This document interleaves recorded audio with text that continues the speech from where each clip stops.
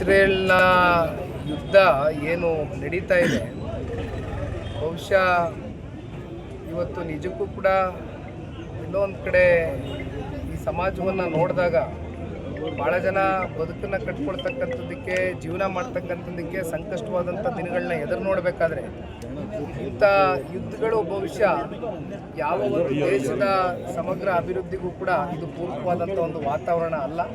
ಆದರೆ ನಿಜಕ್ಕೂ ಕೂಡ ಇದು ಅತ್ಯಂತ ವಿಷಾದಕಾರಿಯಾದಂಥ ಒಂದು ವಿಚಾರ.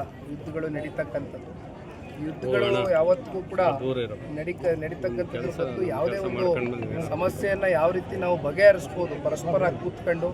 ಏಕೆಂದರೆ ಅದು ಯಾವುದೇ ದೇಶ ಇರಲಿ, ಯಾವುದೇ ಒಂದು ವಿಶ್ವದಲ್ಲಿ ಯಾವುದೇ ಮೂಲೆಯಲ್ಲಿ ಇರ್ತಕ್ಕಂಥ ಯಾವುದೇ ಅದು ಸಣ್ಣ ದೇಶ ಇರಲಿ ದೊಡ್ಡ ದೇಶ ಇರಲಿ, ಕೂತ್ಕೊಂಡು ಚರ್ಚೆ ಮಾಡಿ ಎಲ್ಲರೂ ಕೂಡ ಅಂತಮಂದ ರೀತಿಯಲ್ಲಿ ಹೋಗ್ತಕ್ಕಂಥದ್ದು ಒಳ್ಳೆಯದಾಗಿತ್ತು. ಆದರೆ ಇವತ್ತು ಇವೆಲ್ಲವೂ ಕೂಡ ನೋಡ್ತಾ ಇರ್ತಕ್ಕಂಥದ್ದು ಇದು ನಿಜಕ್ಕೂ ಕೂಡ ಭಾಳ ಒಂದು ರೀತಿ ವಿಷಾದಕಾರಿಯಾದಂಥ ಒಂದು ಡಿನ್ನರ್ ಮೀಟಿಂಗ್ ಮಾಡ್ತೀವಿ.